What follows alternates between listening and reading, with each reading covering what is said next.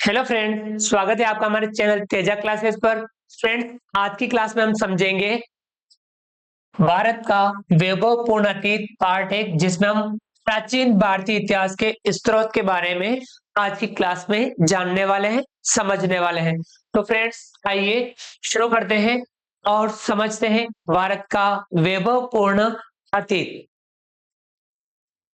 प्राचीन भारतीय इतिहास के स्रोत, पुरातात्विक स्रोत और साहित्यिक स्रोत। पुरातात्विक स्रोत में अभिलेख, उत्खनन से प्राप्त अवशेष, सिक्के, मुद्राएं, मोहरे, स्मारक, मूर्तियां व मंदिर, शैल चित्रकला और अभिलेखों में शिलालेख, स्तंभलेख, गुहालेख, मूर्तिलेख, ताम्रपत्र अभिलेख, ये इसमें आते हैं। और साहित्यिक स्रोत में धार्मिक साहित्य और धर्मेतर साहित्य। धर्मेतर साहित्य में लौकिक साहित्य, ऐतिहासिक साहित्य और विशुद्ध साहित्य, और इसमें काव्य, नाटक, कथा और नीति शास्त्र आते हैं। और विदेशी साहित्य में यूनानी, चीनी, मुस्लिम और तिब्बती साहित्य इसमें आता है। तो फ्रेंड्स, समझते हैं प्राचीन भारतीय इतिहास के स्रोत। भारत का वैभवपूर्ण अतीत। भारत भूखंड एक पूर्ण भौगोलिक इकाई रहा है। विष्णु पुराण में उल्लेख मिलता है कि समुद्र के उत्तर एवं बर्फीले प्रदेश के दक्षिण में जो प्रदेश है उसका नाम भारतवर्ष है, एवं हम सभी भारतीय उसकी संतति है। इसका अधिकांश भाग उष्णकटिबंधीय वातावरण के क्षेत्र में आता है।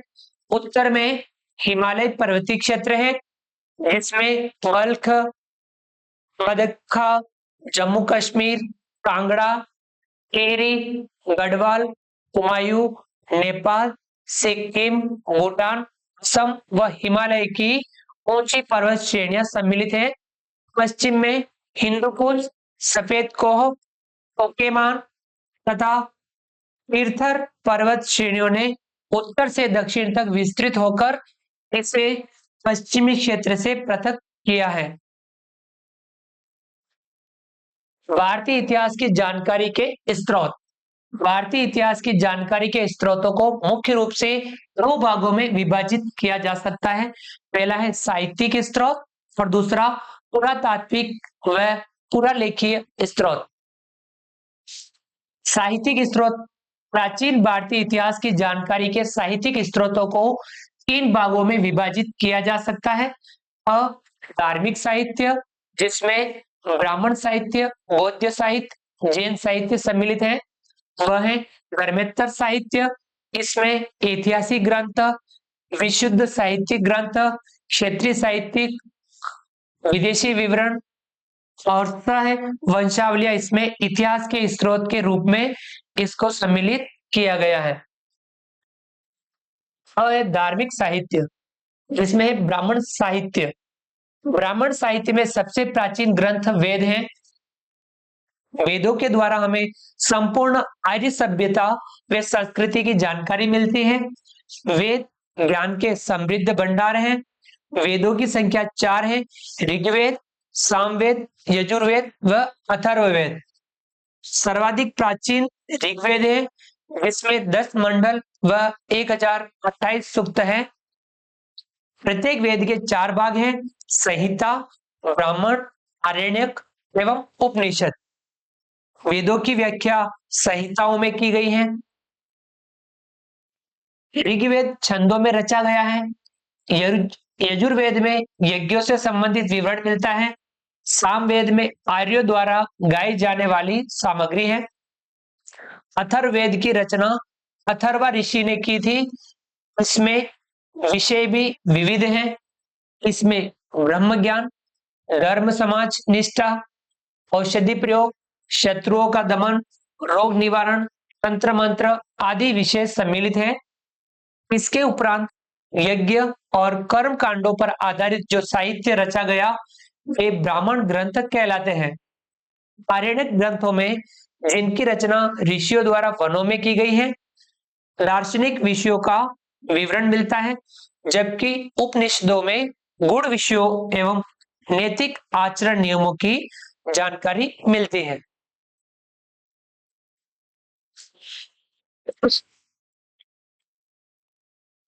वैदिक साहित्य को ठीक तरह से समझने हेतु वेदांत साहित्य की रचना की गई, जिसके 6 भाग हैं: शिक्षा, कल्प, व्याकरण, निरुक्त, छंद एवं ज्योतिष। आयुर्वेद, धनुर्वेद, गंधर्ववेद व शिल्पवेद 4 उपवेद भी हैं, जिनसे चिकित्सा, वास्तुकला, संगीत, सैन्य विज्ञान आदि की जानकारी मिलती है। वेदों के उपरांत विभिन्न ऋषियों द्वारा स्मृति ग्रंथों की रचना की गई। इनमें मनुस्मृति व याज्ञवल्क्य स्मृति प्रमुख है। रामायण व महाभारत महाकाव्य भारतीय इतिहास की जानकारी के कथा कोश हैं। इनसे समाज, धर्म व राजनीति की ऐतिहासिक जानकारी मिलती है। हमारे पुराण प्राचीन काल के इतिहास ग्रंथ हैं। इनकी संख्या 18 है। इनमें मार्कंडेय, ब्रह्मांड, वायु, विष्णु, भागवत एवं मत्स्य प्रमुख है। मत्स्य सर्वाधिक प्राचीन है। भारत के सांस्कृतिक इतिहास की सर्वाधिक जानकारी इन्हीं से मिलती है।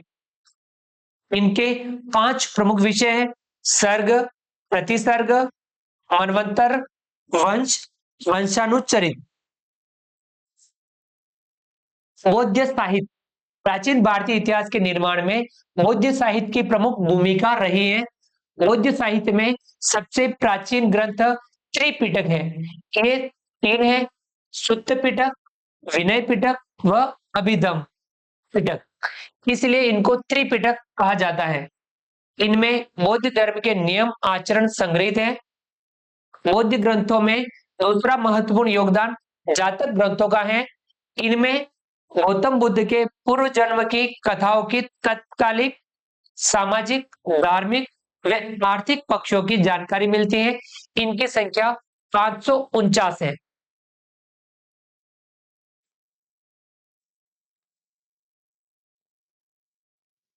पाली भाषा के अन्य बौद्ध ग्रंथों में मिलिंद पन्ह, दीपवंश व महावंश है।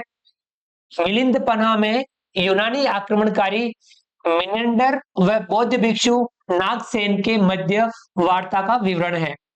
दीपवंश व महावंश में सिंहल द्वीप के इतिहास का वर्णन है। पाली भाषा के अलावा संस्कृत भाषा में भी बौद्ध ग्रंथ लिखे गए हैं।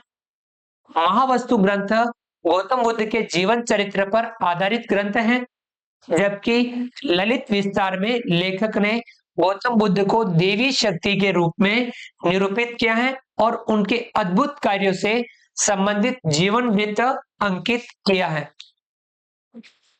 मंजूश्री, मूलकल्प, अश्वघोष का बुद्ध चरित्र एवं सौंदरानंद काव्य से भी ऐतिहासिक जानकारी मिलती है। इनमें गौतम बुद्ध के जीवन चरित्र एवं शिक्षाओं की जानकारी मिलती है। बौद्ध ग्रंथ दिव्यदान में सत्कर्म एवं विरोचित कार्यों का वर्णन है। मध्य व पश्चिमी एशिया, तिब्बत, चीन, जापान, ब्रह्मा, श्रीलंका आदि देशों में भारतीय बौद्ध ग्रंथों का अनुवाद किया गया है, जिनमें प्रचुर ऐतिहासिक सामग्री निहित है। जैन साहित्य। बौद्ध साहित्य की तरह ही जैन साहित्य में भी पर्याप्त ऐतिहासिक सामग्री प्राप्त होती है। जैन साहित्य में आगम सबसे प्रमुख है। इसके अंतर्गत 12 अंग, 12 उपांग, रस प्रकीर्ण, 6 छेद सूत्र, 1 नंदी सूत्र, 1 अनुयोग द्वार व 4 मूल सूत्र शामिल है। इसकी रचना 34 शताब्दी ईस्वी पूर्व से 6ठी शताब्दी के लंबे समय में विभिन्न धार्मिक संगीतियों व व्यक्तियों के माध्यम से हुई थी। जैन साहित्य प्राकृत भाषा में लिखा गया है। अन्य जैन ग्रंथों में कथाकोश, परिशिष्ट पर्वन, भद्रबाहु चरित्र, कल्पसूत्र, भगवती सूत्र आदि प्रमुख हैं, जिनसे ऐतिहासिक विवरण प्राप्त होता है। आचरांग सूत्र में जैन साधुओं के आचार व्यवहार से संबंधित नियमों का संकलन है। परिशिष्ट पर्वन में तत्कालीन राजाओं और जैन मुनियों के संबंधों के बारे में जानकारी मिलती है। भद्रबाहु चरित्र में जैन मुनि भद्रबाहु के साथ ही चंद्रगुप्त मौर्य के जीवन के अंतिम समय की घटनाओं का वर्णन मिलता है। वह है धर्मेतर साहित्य। इस श्रेणी में प्राचीन भारत में धर्म के अतिरिक्त अन्य विषयों पर लिखा गया साहित्य आता है। इसमें ऐतिहासिक, अर्ध ऐतिहासिक, विशुद्ध साहित्यिक ग्रंथ, नाटक, कथा कोश, काव्य आदि ग्रंथ सम्मिलित है।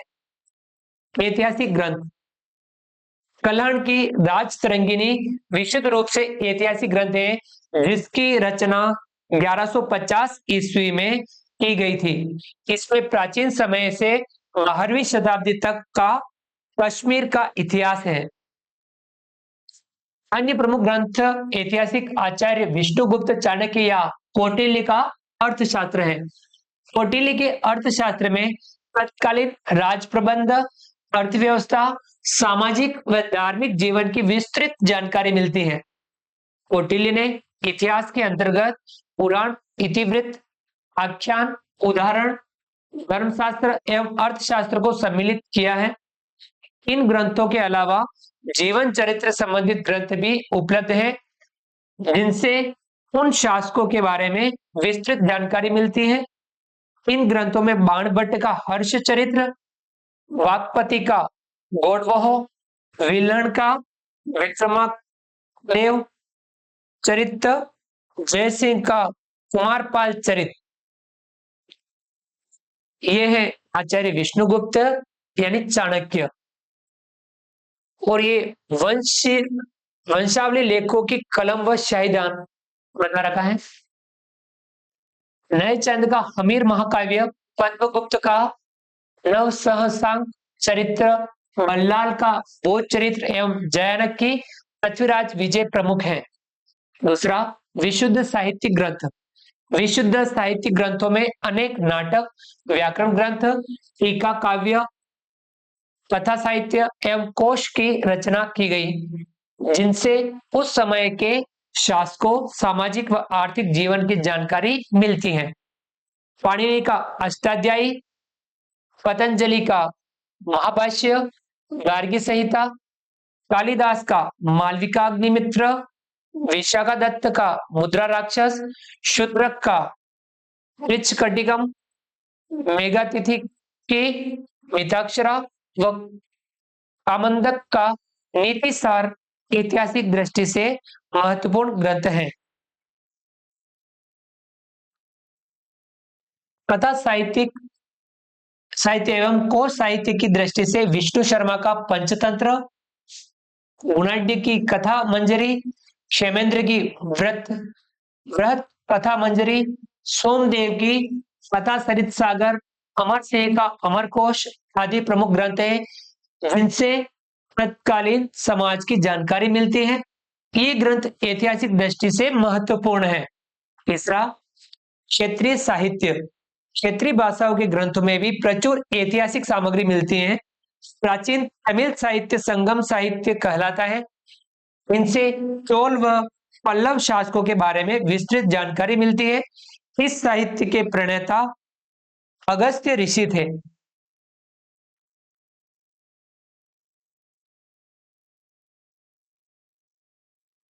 तेलुगु ग्रंथ दुर्जटी द्वारा लिखित कृष्णदेवराय विजयनगर राज्य के शासक कृष्णदेवराय की उपलब्धियों की जानकारी देता है।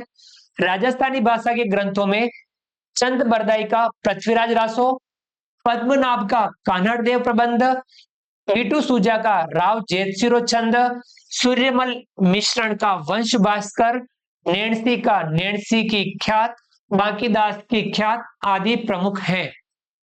चौथा, विदेशी विवरण यानी साहित्य।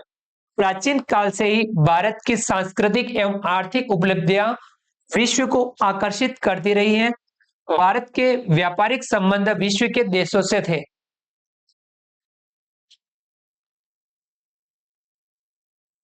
धर्म व दर्शन का ज्ञान प्राप्त करने व अध्ययन हेतु लोग विदेशों से यहाँ आते थे। इसीलिए विदेशी लेखक भी भारत से प्रभावित हुए और उन्होंने भारत के संबंध में पर्याप्त विवरण दिया है, लेकिन इस विवरण का सावधानी पूर्वक अध्ययन करने की आवश्यकता है। यूनानी साहित्य, यूनानी लेखकों में पेरियस, हेरोडोटस, निरियाकस, एरिस्टोब्यूलस, अनेक्रिट्स, स्ट्रेब्रो, एरियन एवं स्काइलैक्स प्रमुख हैं। सर्वाधिक महत्वपूर्ण पुस्तक चंद्रगुप्त के दरबार में यूनानी राजदूत मेगस्थनीज द्वारा लिखित इंडिका है। यूनानी विवरणों से चंद्रगुप्त मौर्य के प्रशासन, समाज एवं आर्थिक स्थिति के बारे में विस्तृत जानकारी मिलती है। यूनानी साहित्य में टोलमी का भूगोल, प्लिनी द एल्डर की नेचुरल हिस्ट्री, एरिस्टोब्यूलस की history of the war, Strabo का भूगोल आदि विशेष उल्लेखनीय है। पेरिप्लस ऑफ द एरिथ्रियस सी पुस्तक में बंदरगाहों व व्यापार का विस्तृत विवरण है। चीनी विवरण, चीनी यात्रियों में फायान, सुंग्यून, हेंगसांग एवं कित्सिंग का वृत्तांत महत्वपूर्ण है। फायान गुप्त सम्राट चंद्रगुप्त द्वितीय के समय यानी 399 से 414 ईस्वी भारत आया था। हेंगसांग को यात्रियों का राजकुमार कहा जाता है। उसने नालंदा विश्वविद्यालय में शिक्षा ग्रहण की। वह हर्षवर्धन के राज्य काल में 629 ईस्वी से 644 ईस्वी में भारत आया था और उसने अपनी पुस्तक सियुकी में भारत के समकालीन इतिहास का वर्णन किया है। कित्सिंग ने 7वीं शताब्दी के उत्तरार्ध में 672 से 688 ईस्वी तक भारत भ्रमण किया। इसने नालंदा, विक्रमशिला विश्वविद्यालय के साथ ही भारतीय संस्कृति व समाज की भी जानकारी मिलती है। तिब्बती वृत्तांत, तिब्बती वृत्तांत में सारानाथ द्वारा रचित तंग्यूर व तंग्यूर ग्रंथों को उपयोगी माना गया है। अरबी यात्री और भूगोलवेत्ताओं ने भी भारत के संबंध में जानकारी दी है। मसूदी ने अपनी पुस्तक मिडास ऑफ गोल्ड में भारत का विवरण दिया है और लिखा है कि भारत का राज्य स्थल व समुद्र दोनों पर था। सिंध के इतिहास चचनामा में तथा सुलेमान नबी की पुस्तक सिलसिलात उल तवारीख में पाल प्रतिहार शासकों के बारे में लिखा है।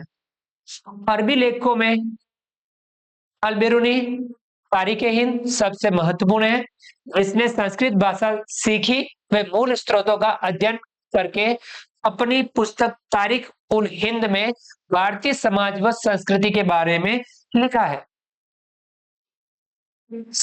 इतिहास के स्रोत के रूप में वंशावलियां, भारतीय इतिहास में वंश लेखन परंपरा का स्थान महत्वपूर्ण रहा है। वंशावली लेखन परंपरा व्यक्ति के इतिहास को शुद्ध रूप से सहेज कर रखने की प्रणाली है। यह एक ऐसी परंपरा है जिसमें वंशावली लेखक हर जाति वर्ग के घर घर जाकर प्रमुख लोगों की उपस्थिति में संक्षेप में सृष्टि रचना से लेकर उसके पूर्वजों की ऐतिहासिक, सामाजिक, आर्थिक व धार्मिक घटनाओं का वर्णन करते हुए उस व्यक्ति का वंश क्रम हस्तलिखित पोथियों में अंकित करता है। वंशावलियों के अध्ययन से ही हमें जानकारी मिलती है कि हमारे पूर्वज कौन थे।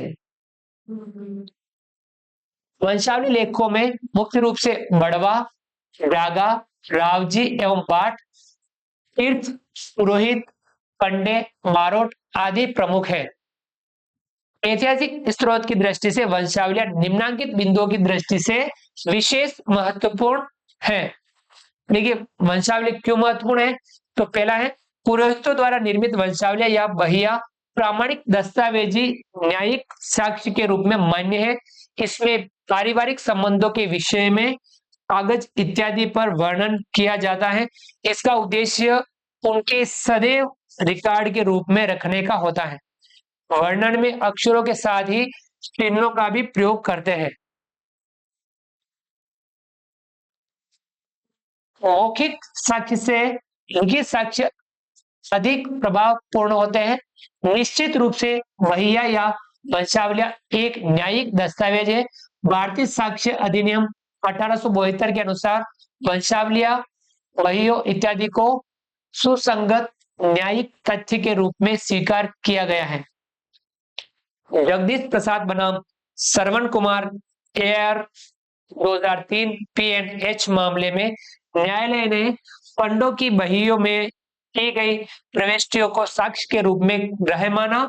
ऐसे कई मामले हैं जिसमें वंशावलियों व बहियों को साक्ष्य के रूप में स्वीकार किया है। दूसरा, वंशावली लेखों को लोक इतिहासकार भी कह सकते हैं। पुरातन एवं मध्यकालीन भारतीय इतिहास लेखन में वंशावलियां सर्वाधिक महत्वपूर्ण स्रोत रही है।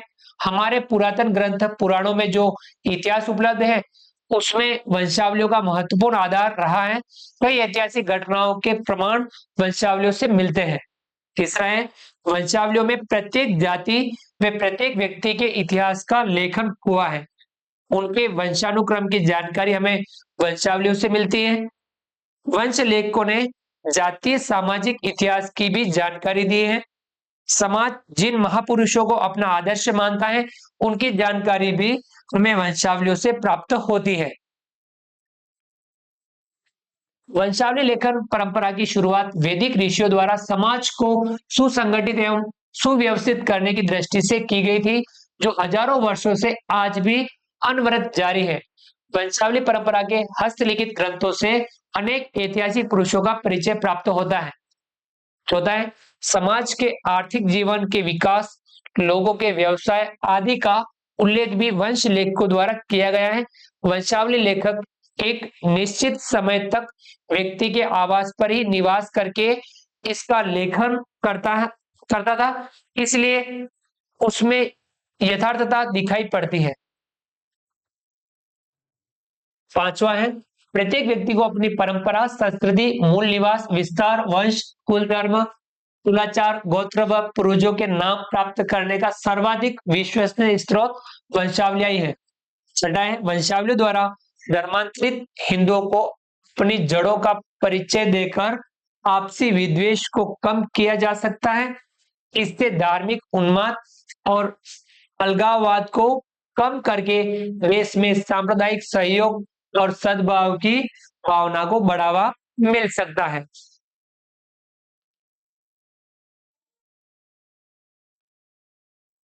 पुराणों में भी जो 5 लक्षण यानी विषय बताए गए हैं उनमें वंश रचना व वंशानुचरित प्रमुख लक्षण के रूप में अंकित है।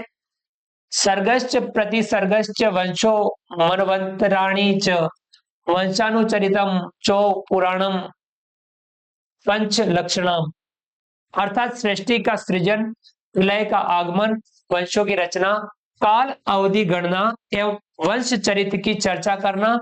इस प्रकार हम कह सकते हैं कि वंशावलियों के माध्यम से हमें इतिहास के महत्वपूर्ण तथ्यों की जानकारी मिलती है।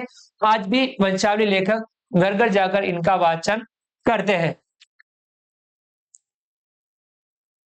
तो फ्रेंड्स, आज की क्लास में हमने जाना भारत का जो अतीत, गौरवपूर्ण अतीत और भारतीय इतिहास को जानने के स्रोत के बारे में हमने आज एक पार्ट 1 समझा।